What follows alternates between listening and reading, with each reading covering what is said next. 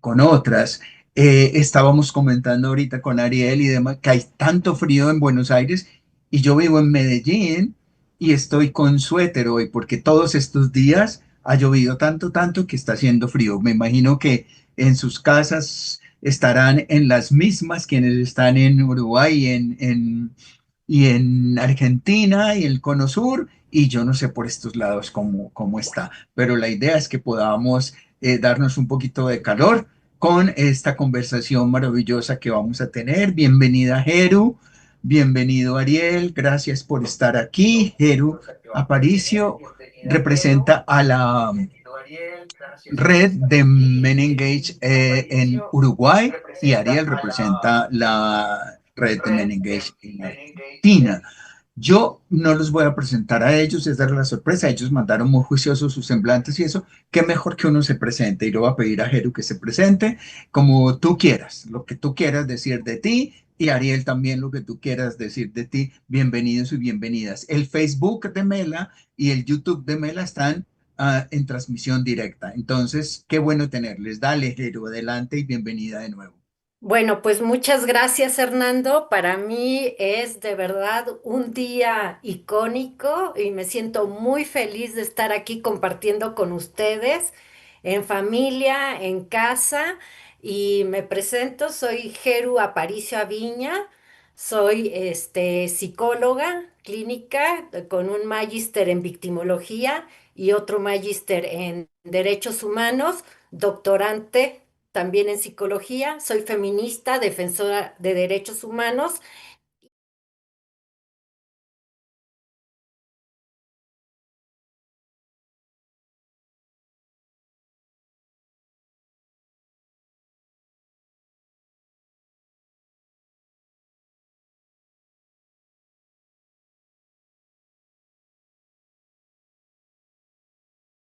Jeru, nos vemos muy bien, yo creo, en estas. Ariel, adelante. Bien, bueno, hola, ¿cómo están? Buenas noches. Gracias, Hernando, por la invitación también a participar de este espacio. Y bueno, y un gusto también estar con Geru compartiendo esta conversación. Mi nombre es Ariel Sánchez. Yo estudié comunicación y desde hace muchos años me dediqué a la investigación en temas de varones y masculinidades. En el 2018, junto con otras compañeras y compañeros de acá de Argentina, conformamos el Instituto de Masculinidades y Cambio Social, y desde ahí venimos trabajando en diferentes...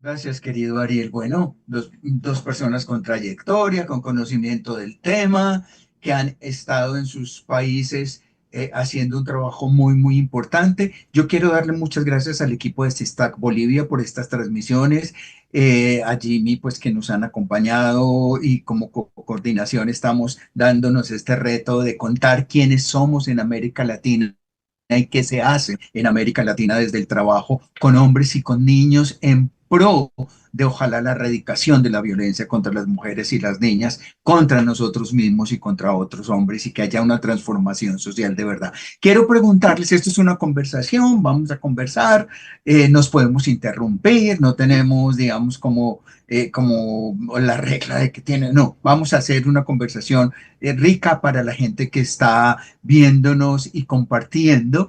Y yo quiero iniciar preguntándoles un poco sobre cómo es el abordaje de Uruguay en Argentina. ¿Desde dónde o dónde se encuentra a nivel de acción y de reflexión hoy Uruguay, Jeru, en este tema de las masculinidades? Y luego, Ariel, adelante. Bien, si me permiten, voy a poner una diapo nada más para encuadrar las preguntas, pero me parece bien que sea así como un diálogo, Pues vamos a hacer la reflexión de las acciones, experiencias y desafíos dentro de las masculinidades en Uruguay. Contarles un poco que yo desde el 2009 trabajo directamente, se le llama primer contacto con varones que ejercen violencia y que no la reconocen a nivel judicial y posteriormente también en otros contextos de varones que sí lo reconocen y también con juventudes y adolescentes en conflictos con la ley, ya sea con prácticas abusivas sexuales o en reclutamiento forzado por el crimen organizado. Ese es me estoy enfocando directamente en el trabajo con varones, masculinidades, aunque tengo la trayectoria con mujeres en situación de violencia feminicida y desaparición. Pero el fenómeno se tiene que abordar integralmente. Entonces, ¿en qué nos encontramos en este momento? ¿Dónde nos encontramos? Bueno, les contamos que la red de masculinidades Uruguay transitó todo lo que denominamos la teoría del cambio en este momento histórico. ¿A qué se refiere esto? Que llegó un momento en que, bueno, ya se identificaban las violencias, veníamos desde políticas públicas, instituciones, donde ya leyes generales donde ya se identificaban las violencias, pero todavía no teníamos como la experiencia de qué es una despatriarcalización, porque todos los que estamos aquí por trayectorias vitales, no quiero decir las edades, pero bueno, voy a hablar por mí. Yo nací en el 1970 y me tocó, digamos, picar piedra en la creación de leyes, de instituciones, y entonces llegamos a un momento histórico en donde las nuevas generaciones, pues por supuesto que ya se sabían las leyes y los derechos, pero no teníamos como que todavía referentes despatriarcalizados. Entonces empezamos a hacer un trabajo a la interna, que fue un trabajo que implicó no nada más Uruguay, sino el acompañamiento de Mela y que todos y todas empezamos a hacer un trabajo personal y colectivo. O sea, nos volvimos un laboratorio social. Entonces, siempre con el compromiso de que somos familia y que somos comunidad. Y entonces desde el 2022 hasta el 2025, hemos estado transitando esta teoría del cambio, que no ha sido fácil, creo que todos nos reconocemos, pero siempre con la conciencia de que éramos personas y somos personas comprometidas en el tema y que teníamos que atravesar esto, como parte de ese compromiso ético político. Eso no quería decir que no implicara el manejo emocional, que Mm, implica el dolor de la deconstrucción individual y colectiva y las pausas por el agotamiento también, pero siempre volviendo a regresar a buscar nuevas alternativas, nuevos momentos y siempre con la esperanza de encontrar la aurora, digo, de que sabíamos que teníamos que atravesar. Ese es, muy bien. entonces buscamos la despatriarcalización a partir.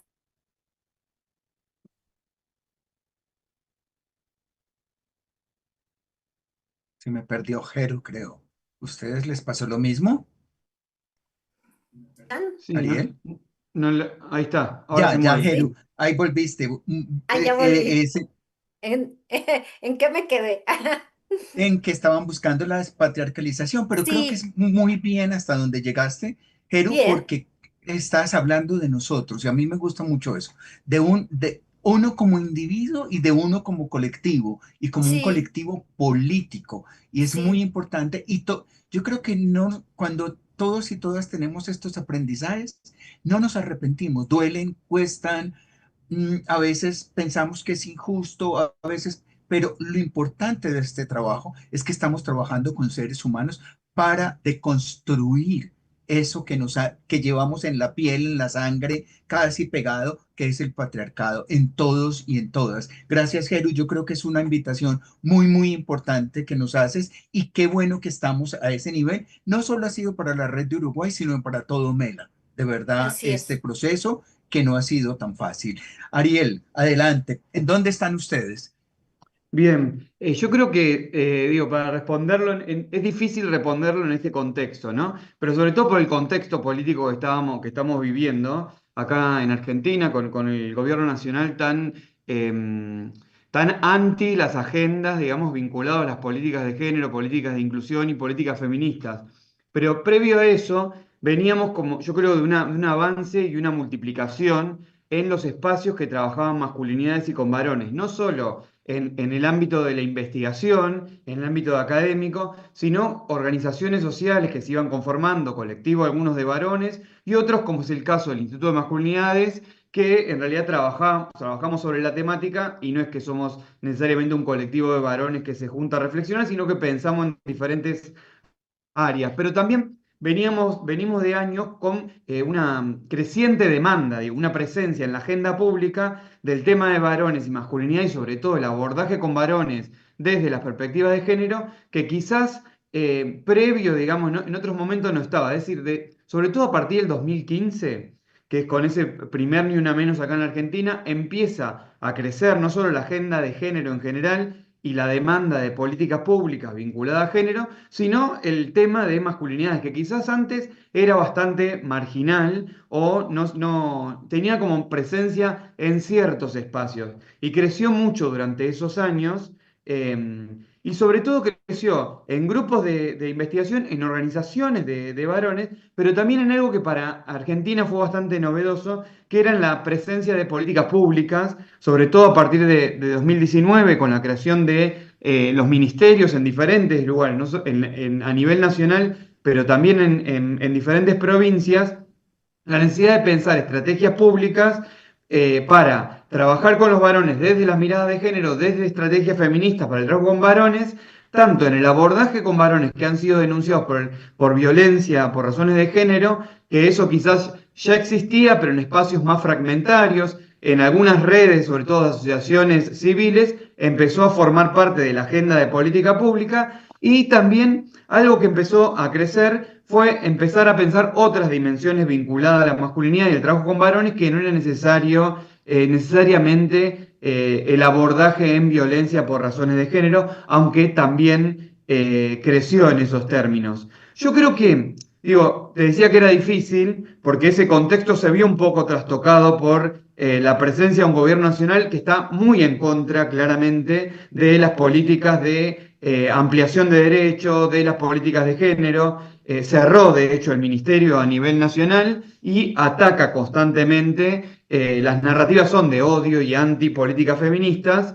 Entonces, pero ese contexto difícil, a veces como de repliegue, si se quiere, parece en la agenda pública, también hizo crecer la demanda en otros ámbitos y ampliar ciertas alianzas vinculadas al tema que quizás no se llegaban a ver y se empezó a pensar, digamos, algunas estrategias que son más de transversalización del enfoque de masculinidades en ciertas áreas que quizás no estaban tan claras al principio.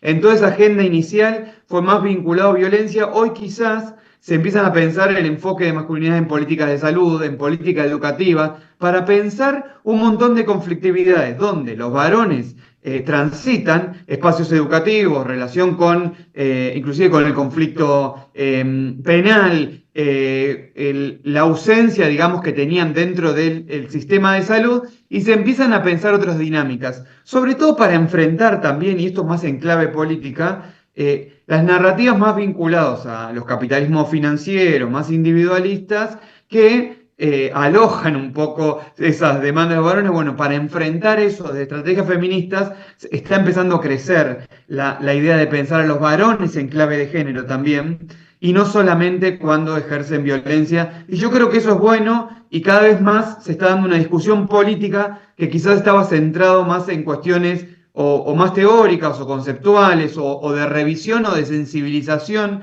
de lo que eran los mandatos de masculinidad, su relación con la violencia, con la ausencia en las políticas de cuidado.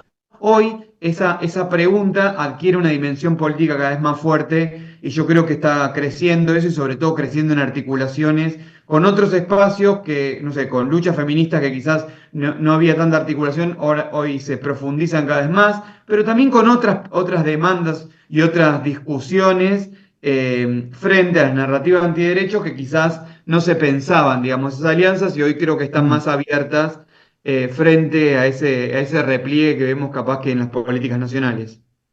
qué bien. Uy, mire, con lo que ustedes dos han dicho ya, yo podría aquí seguir un montón de rato y saliéndome del guión, me voy a salir y después me pueden regañar, pero yo, lo que ambos han dicho es muy importante. En los momentos que están viviendo, los momentos desde lo personal y lo colectivo político, mirada desde adentro, en Argentina mirándose en un gobierno bien difícil, en contra, antiderechos y demás. En una frase, Geru, y en una frase, Ariel, muy corta, ¿por qué es importante trabajar con hombres en perspectiva de género? ¿Por qué? Muy Bien, corto.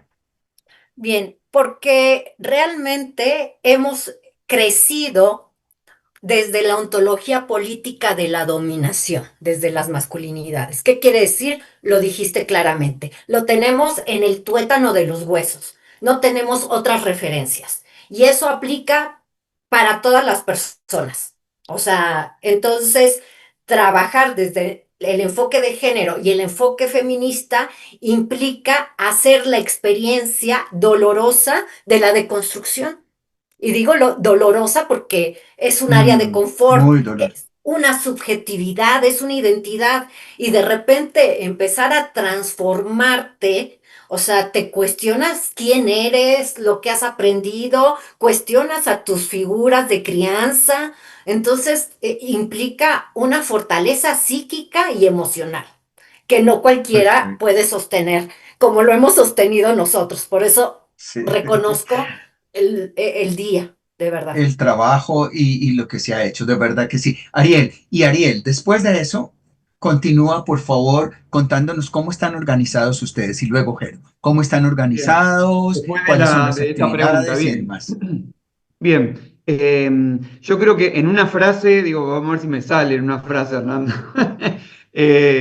¿Por qué es importante trabajar con varones desde la perspectiva de género? Yo creo que sobre todo es porque es importante y en este contexto, porque en cada contexto cambia la importancia o la dimensión. En este contexto, y yo creo frente a esas narrativas que venía hablando de odio, antiderecho, que alojan a los varones, que endulzan en muchos casos los oídos para prácticas cada vez más individualizantes, de una relación con el dinero y con la estafa, y de un crecimiento muy grande de la manósfera, digamos, o esas narrativas de odio en las redes. Yo creo que hoy trabajar con varones desde la perspectiva de género es el único modo que tenemos hoy de poderlos interpelarlos y alojarlos desde lugares más igualitarios, más justos, para que transformen, digamos, sus prácticas cotidianas, porque hoy frente inclusive al avance de los feminismos en un momento y ciertas incomodidades que le han generado muchos varones de no poder encontrarse en esos contextos, yo creo que esos discursos muchas veces aprovecharon eso para convocarlos frente a los feminismos o en contra de los feminismos o de este tipo de discursos. Entonces, pensar de la perspectiva de género, el trabajo con varones, pensar de los feminismos, el trabajo con varones, es reconocer, digamos, las trayectorias generalizadas de esos varones y construir estrategias lo más fuertes posible para poder alojar también sus malestares, sus incomodidades e invitarlos, digamos, a tener vidas un poco más felices, colectivas, más justas, más igualitarias, de mejor convivencia con las otras personas y no tan arraigadas al individualismo, a la estafa, digamos, y a la competencia cotidiana y al riesgo como los están convocando de otros discursos. En relación a eso, y para seguir con la pregunta que me hiciste para que continúe, nosotros nos organizamos de diferentes modos. Han crecido mucho los espacios acá en Argentina. Yo particularmente soy del Instituto de Masculinidad y Cambio Social, pero hemos motorizado de ahí una red de Argentina, de espacios que trabajan con varones o en realidad de masculinidades argentinas, que sobre todo en esa primera convocatoria convocamos a colectivos de varones que venían agrupando a varones en cierta reflexión. Si bien del instituto no trabajábamos tanto como desde ese lugar, como en grupos de varones o grupos de reflexión más identitario, fuimos profundizando de ahí, sobre todo para organizar a partir de ciertas preguntas que salgan de lo identitario puramente y transformen, digamos, en un enfoque más relacional y más hacia la transformación, que no es que no estuviesen en eso, pero a veces la reflexión entre varones puede quedar nada más en eso, digamos, en un grupo de reflexión más en clave identitario, personal.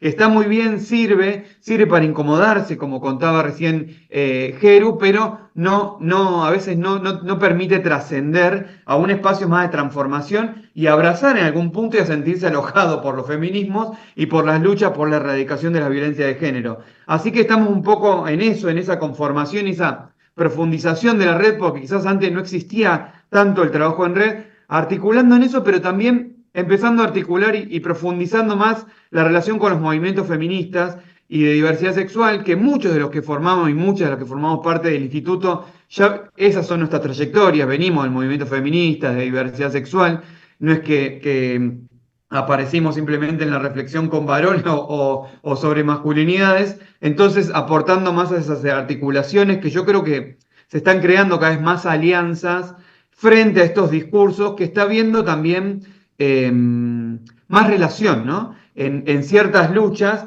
que quizás estaban fragmentadas, empiezan a entenderse dentro de esa lógica patriarcal, digamos, o de este capitalismo financiero individualizante. Entonces empiezan a articularse también esas demandas y esas luchas y nuevas estrategias quizás, ¿no?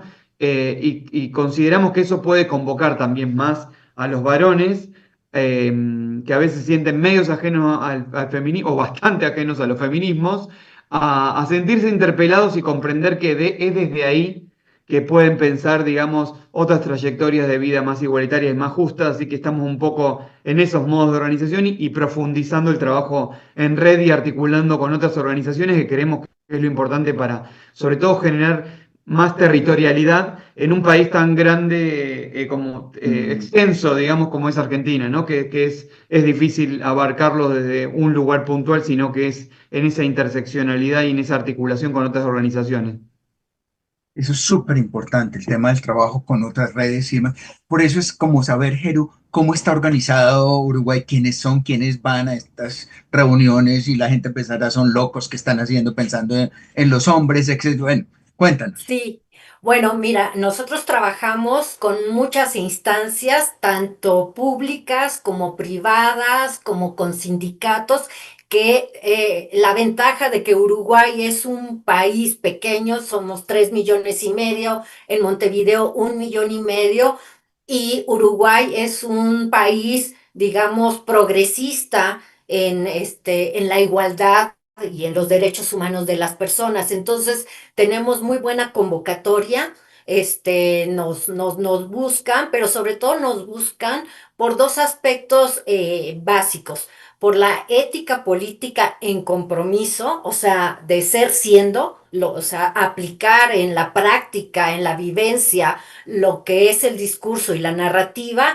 y dos, porque eh, a raíz de la dictadura que vivió Uruguay, los procesos de memoria, de historia y de justicia son esenciales. Entonces, el reconocimiento a las luchas sociales feministas, muchas de las asociaciones civiles que trabajan actualmente con mujeres y también con varones, pues emergen de haber sido silenciadas. Entonces, se hace todos los 20 de mayo la marcha del silencio, pero es justamente como diciendo, pero rompemos la voz colectivamente contra el abuso de poder, el terrorismo de Estado, que implica la masculinidad patriarcal extractivista, ¿sí? Y entonces estamos, digamos, reconformándonos. ¿Por qué? Porque, pues, al ser pequeño, y haber transitado lo que transitamos, pues hubo un momento como de shock, de pausa. Entonces, nuevamente se están acercando porque pues seguimos trabajando y la gente está interesada en trabajar con el tema de masculinidades, no nada más a nivel académico, sino a nivel territorial, a nivel comunitario, pero sobre todo con niños, niñas y adolescentes. O sea, llega un momento en que ya están conformadas las instituciones, que trabajan con varones adultos, ¿sí? Pero a nivel institucional, pero las lógicas territoriales en las familias, en las comunidades, en las escuelas, en los centros deportivos, en los sindicatos, todo eso, nos llaman, e inclusive a las empresas, pues para trabajar este tema. Entonces, bueno, ese es el Pero panorama esencial.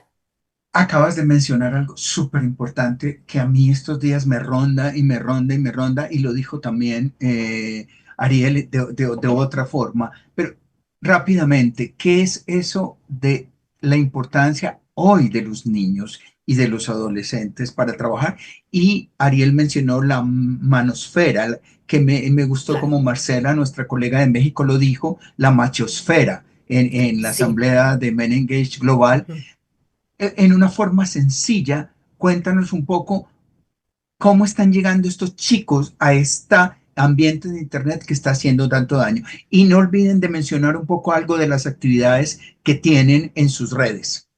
Claro, en la machosfera va a tener que relacionarse con el contexto del COVID, en donde muchos de los niños, de los adolescentes, Uruguay fueron de los países que cerraron la frontera bastante tiempo, ¿así? Entonces, ¿qué pasaba? Bueno, hay el programa Ceibal en que cada chico tiene acceso a una computadora, digamos, en eso. Digo, siempre Uruguay está en el multiverso en el 2050, entonces ya contaban con una computadora y se vio que el 80% de los abusos o la violencia hacia la niñez era a través de las redes sociales. Entonces, el crimen organizado, la delincuencia empezó a cooptar o a captar las niñeces y a las juventudes a partir de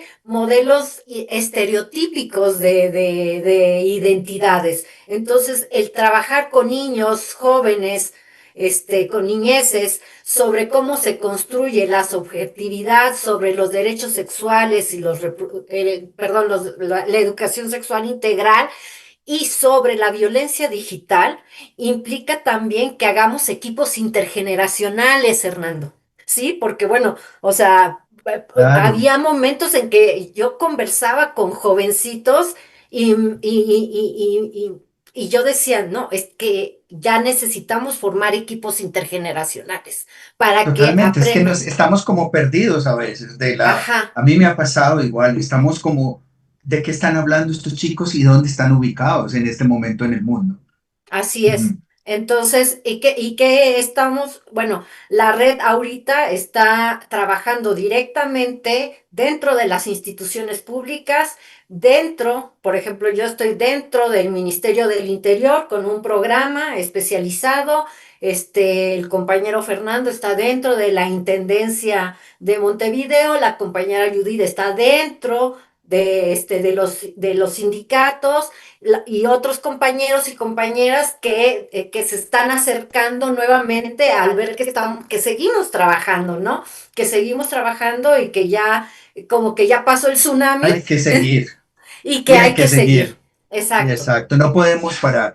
Ariel, es de lo mismo, más o menos, la pregunta que mencionaste, la manosfera, ¿cómo ves eso? Y de pronto quizás explicar un poquito de una forma sencilla, como digo yo, para el público de la República, ¿qué es eso de la manosfera? Está silenciado. El silencio. Yo lo llamaría así como al amplio mundo de esas narrativas bueno, Jero lo explicó muy bien en el contexto de pandemia, pero son narrativas que fueron alojando y un montón de incomodidad, de cambios que se iban transformando, de inquietudes, de cierta incomodidad que también generaron un montón de lucha feministas y de la diversidad sexual, de cierta transformación de muchos estados, de políticas que fueron alojando esa incomodidad en formas de narrativas más de odio, más que intentando construir estrategias digo, de abrazar esas transformaciones que se estaban dando. Ahí Geru mencionaba algo que para mí es importante, como una de las actividades también que llevamos a cabo, que tiene que ver con la educación sexual integral, ¿no? Que a veces se le asocia, digamos, a cierta temática y es más una mirada o una perspectiva alojante, y yo creo que para la conversación, sobre todo, y así lo quiero pensar, la conversación con jóvenes y con niñeces, me parece como sumamente importante cómo alojar desde ahí, desde esos discursos, para enfrentar esas narrativas que hicieron de la incomodidad propia que puede generar cada época, hicieron de la incomodidad narrativas odiantes, digamos, ¿no? Y fueron profundizando sobre todo el individualismo. Me parece que desde la ESI, desde profundizar el protagonismo también de jóvenes, con otros discursos, con otras narrativas, esto que vos decís, Hernando, muy bien, ¿no? Que a veces no entendemos, digamos, de dónde están hablando. Me parece que ahí es donde hay que construir la voz, ese intercambio, esa conversación, y es lo que venimos intentando hacer, a veces para tampoco caer en cierto adultocentrismo que simplemente cuestiona eso que están consumiendo de redes, porque muchas veces eso que se consume en redes y esas narrativas que están circulando fueron lo que alojó esa incomodidad. Entonces, reconocer la incomodidad que le ha pasado, digamos, en la trayectoria de esos pibes, esas pibas, me parece importante, digamos, para ver qué otros discursos podemos construir. Y yo creo que eso solo se hace construyendo un protagonismo también de jóvenes que pueden ir produciendo esas conversaciones y esos discursos, porque a veces también hay como cierta estigmatización, ¿no? Como que los jóvenes se están volviendo todos de derecha o de antiderechos o odiantes, todo, y me parece que es leer mal los datos de lo que está ocurriendo, digamos, estadísticamente, cuando se leen. Entiendo que hay como un cierto asombro por a dónde orientan muchas veces los jóvenes sus votos, cuando como parece inesperado, pero me parece que hay que empezar a leerlos en estas claves y comprender y poder alojar, digamos, en esas conversaciones, y que también se den conversaciones no solo intergeneracionales, sino también entre pares, ¿no? Generacionales, que Claro, empiecen a construir esas propias generaciones, y para eso hay que dejar lugar para que tengan protagonismo también. En ese sentido, súper. vos querías que mencione ciertas actividades.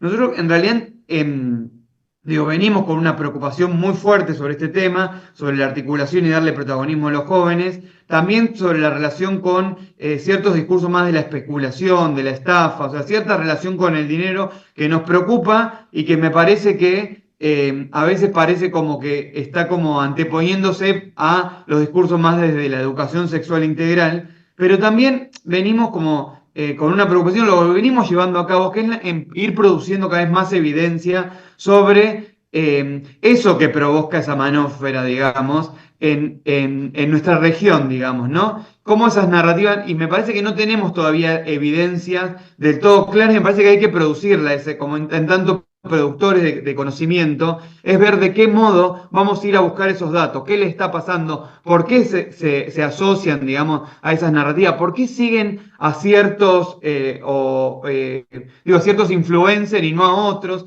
qué buscan ahí o qué encuentran ahí. Me parece que en esa complejidad vamos a ir encontrando también algunas respuestas y algunas estrategias, y venimos trabajando un poco eso. Porque trabajamos no solo en estrategias más formativas o construir trayectorias pedagógicas en diferentes espacios, sino también tenemos como un área de investigación que viene dándole vueltas a eso, también buscando esas evidencias, rastreando los estudios que se hicieron en otros lugares, para pensarlo también más en esta clave regional y nacional también, ¿no? Súper, Heru, levantaste la mano Sí, es que y creo que ibas a decir algo respecto a lo que estaba comentando Ariel. Y como esto es una conversación, bienvenidos. Y luego de eso, Heru, pásate directo a que ahí se pensemos trabó. ¿Me cómo, oyen? cómo, sí, sí, sí. ¿Y tú me oyes? Algo pasó con Heru. Se escucha, Ahora Ya. sí, Heru. Te Ah, estaba sí. diciendo que Esto, luego de eso pases un poco a ver cómo es que estos grupos también antiderechos estos chicos en la manosfera, todo este asunto de odio, misoginia y demás se está dando, cómo esta gente está usando el discurso de las masculinidades en contra. Si Claro. después de lo que vas a conversar sobre lo que decía Ariel, entramos ahí, porque creo que es Eh, una buena entrada. Es eso, va ligado a que justamente en la machósfera también juegan los algoritmos, ¿sí? En este malestar en donde yo he tenido la oportunidad de trabajar con jóvenes y acceder al contenido que les llega y ver cómo los mismos algoritmos identifican los mismos influencers con estos discursos y cómo empezar a acompañarles a crear herramientas de discernimiento a los jóvenes para que identifique pues qué tipo de persona, de familia, de comunidad quieren crear. Entonces es maravilloso trabajar con jóvenes porque realmente, como dice Ariel, o sea, no es cierto que todos estén radicalizados a la derecha. O sea, realmente cuando les das las herramientas, con el enfoque feminista, con el enfoque de género, ahora sí que a ellos mismos les caen las fichas al respecto y sobre todo también reconocen que así como ellos reciben esos algoritmos, las mujeres también reciben los algoritmos de la defensa de los derechos humanos. Entonces, hay esta polarización también respecto a los contenidos y entonces está bueno cuando platicamos entre jóvenes, entre juventudes, reconocer cómo hay ciertos poderes fácticos que les conviene que se adhieran a ciertas narrativas. Entonces, el discernimiento es una habilidad abstracta, una función mental que yo creo que es importante incorporarla dentro del análisis del discurso. Súper.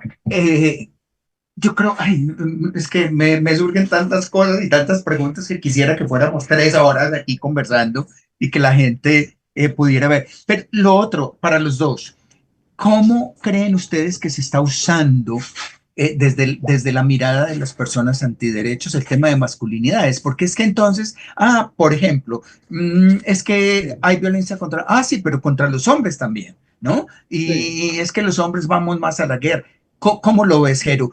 Y también, Ariel, ¿cómo creen que eso es un riesgo? ¿Qué riesgos estamos teniendo hoy para este trabajo con hombres? ¿Voy yo o a Jeru? No, está Dale como... tú, mientras que ella. Bueno, sí, es un riesgo, pero es un riesgo que hay que enfrentar y hay que dejar de escapar, digamos, en algún punto. Esta cosa media, esta frontera que usa muchas veces los mismos datos que tenemos o que armamos y que producimos desde los enfoques de masculinidad más en clave feminista. Yo creo que es un riesgo, pero también ponen en riesgo sus propios discursos, porque me parece que en lugar de salir a jugar al falso verdadero, digamos, sobre todo porque la dinámica de las redes a veces no te permite jugar al falso verdadero. Con esos discursos, hay que jugar con las propias estadísticas que están presentando para poner en evidencia y dar vuelta, digamos, esas posibilidades de transformar eso. Esas vidas que están en riesgo de esos varones que ellos dicen o que quieren igualar, digamos, o a femicidio o a formas de violencia, hay que asumirlas también como formas de violencia que existen, pero dar la vuelta y transformarlas, digamos. Empezar a leerlas en clave patriarcal, si se quiere, esas violencias. A veces también ocupar otras palabras, digamos, dar vueltas, digamos, a esos discursos, tener argumentos, porque tenemos argumentos frente a eso, y me parece que ese es el modo muchas veces de enfrentar esos propios números, estadísticas, narrativas que presentan y dar cuenta de dónde está el enemigo o el que también está llevando la vida de ellos. Porque muchas veces, hace poco, por ejemplo, estuvo la discusión, o por lo menos acá en Argentina, bastante sobre la baja de la natalidad. y utilizaban discursos y echaban la culpa a los feminismos, digamos, de eso, ¿no? Entonces hay que hacer uso también de esa estadística existente y pensarla desde otro lugar y alojarla a otro lugar. Lo que estamos ofreciendo a esos jóvenes no es una nueva guerra ahora contra las mujeres, las personas LGBT o migrantes en algunos países también, que es el modo en que enfrentan, que construyen esas guerras, sino salir también, es una vida sin esos riesgos, justamente.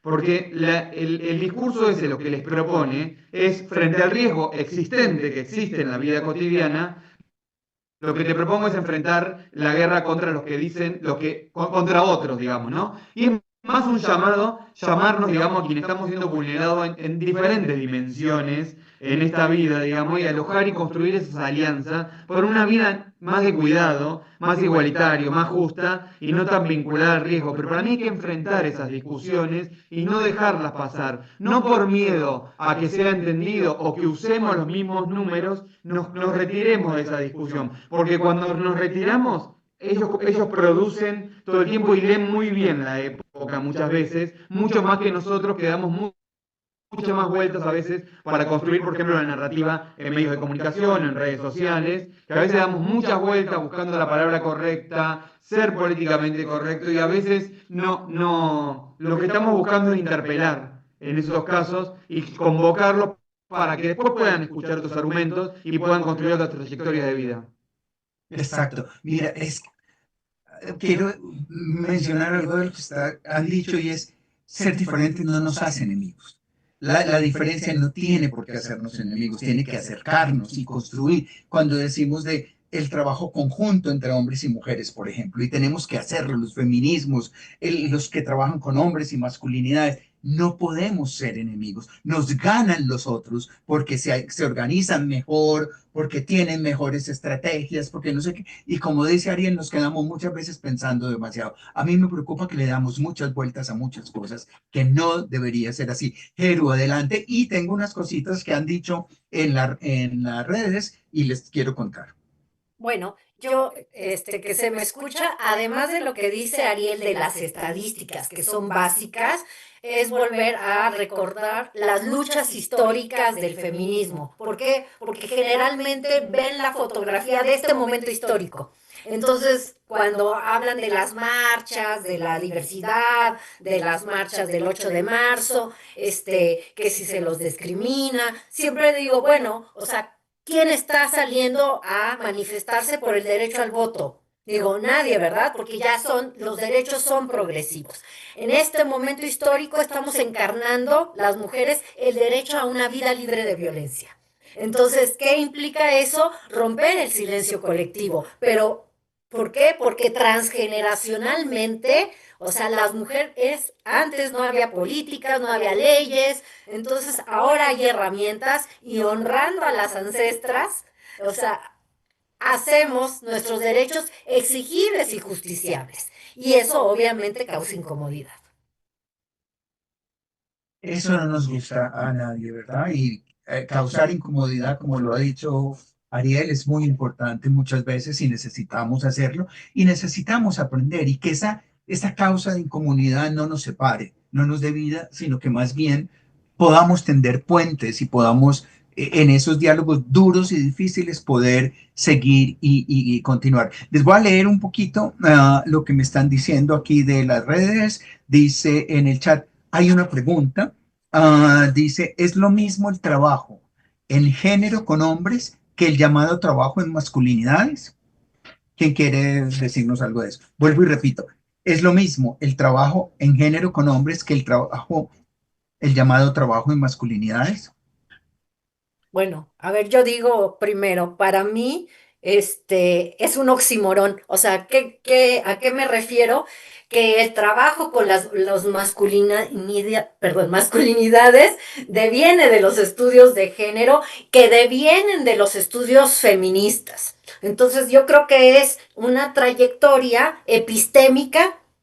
Vaya, y que a lo mejor se puede abordar multidisciplinariamente o transdisciplinariamente. Hay gente que lo aborda desde la antropología, otras personas lo abordarán para tal, pero si nos vamos a nuestro objetivo en Mela, pues nosotros estamos por el respeto a los derechos humanos, para la justicia de género, para la igualdad sustantiva y para la justicia social. Entonces, se entrelazan, digamos, el feminismo, el género y los derechos humanos. Entonces, por eso, Y ese es el mi... género y la importancia de que los hombres nos veamos como generizados. ¿Quieres decir algo sobre eso, Ariel, o seguimos? No, me parece que es esto último que decís aparte, la importancia de ver, para mí es un juego más de palabras que uno hace, o enfoque de masculinidades, o Eso. trabajo con varones desde la perspectiva de género, justamente para jugar con eso que aparece invisible, que es esos mandatos de masculinidad, digamos, ¿no? O el género de los varones, que se dice a veces, que es lo primero que hay que desarmar. O sea, muy pocas veces reconocen que parte de las conflictividades en sus trayectorias de vida tienen que ver con género, entonces es meter más esa pregunta que otra cosa. Después, como lo nombremos, ahí lo iremos discutiendo, pero sin duda, digo, si a mí me das a elegir, nombraría las estrategias feministas para trabajar con varones, pero bueno, eso cada quien, digamos, lo irá nombrando de diferentes modos.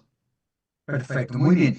Dice también Jimmy que un gran saludo, que interesantes experiencias y reflexiones del trabajo en masculinidades.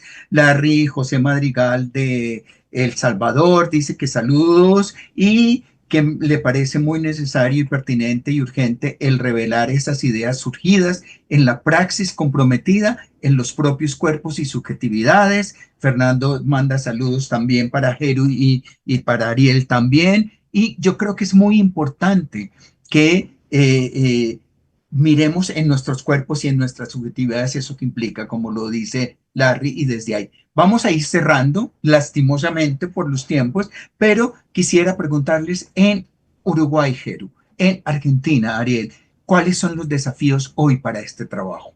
¿Cuáles son los desafíos que ustedes tienen, Jeru? Los desafíos que afrontamos es todavía las prácticas adultocéntricas y la violencia simbólica. O sea, los estereotipos muy sofisticados que hay de energía masculina, energía femenina, o sea, todos esos aspectos que es un reto para deconstruir, ¿no? Para abordar el tema, ¿no? Todavía está muy estereotipado cómo deben ser las mujeres, cómo deben ser los hombres, las personas de la diversidad sexual. Entonces, el reto es la violencia simbólica y obviamente las posturas neoconservadoras que anhelan la subordinación de las mujeres y de las masculinidades abyectas, digamos. Ese es como el reto y el desafío. Y tengo una petición para la red de Argentina, si me permiten, porque dice la Asociación Mutual Grupo Buenos Aires y la red de Argentina de Buenos Aires Masculinidades Rima quieren pertenecer a la red de Sí, Argentina. me escribió el Entonces, otro día. ya, bueno, entonces aquí yo pasando el mensaje en Súper. este fortalecimiento. Gracias. Y enseguida, Jero, con lo que acabas de decir, les voy a pedir que dejen sus contactos para que la gente en Uruguay les busque, en Argentina les busque y podamos conversar. Adelante, Ariel. ¿Cuáles son los riesgos hoy en Buenos Aires, en Argentina, perdón? Los desafíos eran, ¿no? Los desafíos, sí, Ahí está, señor. ahí está. Ya habíamos Eh, hablado de los riesgos. Sí, no, yo creo que un poco ya mencioné igual, uno es vinculado a lo que dice Geru del adultocentrismo, me parece que ahí es como la articulación y el protagonismo con jóvenes, con organizaciones juveniles y sobre todo con la participación de jóvenes, adolescentes en diferentes espacios y que cada vez adquieran mayor protagonismo. Después, esto que mencionaba, ir profundizando y sobre todo tener producción de evidencia sobre el funcionamiento de la manósfera en clave regional, sobre todo acá a nivel nacional no tenemos tanto, quizás hay otros países que sí lo tienen de la región, pero más a nivel regional cómo funciona y sobre todo esto que ya venimos profundizando, esto que decía del contexto, que si bien era medio reticente a este tipo de políticas, había profundizado una articulación cada vez más profunda con el movimiento feminista y transfeminista en Argentina, yo creo que hay que caminar hacia ahí sobre todo en esas articulaciones para construir cada vez proyectos políticos cada vez más amplios y no quedarnos simplemente en lo reflexivo, sino pasar a la acción, digamos, y a construir, digamos, a construir, digamos, otros modelos de sociedades de vida, de justicia y de vínculo y de deseo que diferente al que están construyendo estas narrativas odiantes que ya vinimos hablando. La idea es la transformación social. Queremos Sí. transformar esta sociedad y el trabajo con hombres y con niños. La idea es que se transforme la sociedad en la medida que se de- derroten, caigan, cambien, se transformen las relaciones de poder entre hombres y mujeres. No podemos seguir de esta manera. Y Jesús dijo algo ahorita, pero se me quedó el tema y todos tenemos que mirarnos, por más años que llevemos, por más tiempo que llevemos en esto, todos cometemos cosas que tenemos que estar así, perdónenme el chasqueo de los dedos, pero tenemos que estar muy pendientes, no hay hombres deconstruidos. Yo, pues, no, yo soy un macho deconstruido. Yo no creo en eso. Yo creo que yo tengo que mirarme todo el tiempo porque uno está, por más que sea cometiendo errores, cuando ha hecho conciencia, debe mirarse más. Y el llamado a la conciencia de todos los hombres, que tenemos que serlo y que tenemos que ver cómo podemos transformar y mirar en el asunto. Una última cosa antes de cerrar. Una frase, Ariel, y una frase, Jeru, una lección que nos deja esta conversación hoy. Una sola lección. Ariel. Bueno, yo creo que es como esta conversión, como las otras que seguramente vendrán y como la que fue la anterior, yo creo que nos deja la necesidad de profundizar esa articulación a nivel regional. Tenemos muchos temas en común, trayectorias, digamos, similares de trabajo. También ver las particularidades de cada espacio, pero yo creo que solo ahí, en esa profundización de las redes entre los países, que podemos pensar, digamos, en esas alianzas enfrentar, si se quieren, esos discursos que hoy están siendo tan tremendos frente a las políticas de género y los feminismos y el trabajo con varones desde la perspectiva de género. Gracias, Ariel. Eru.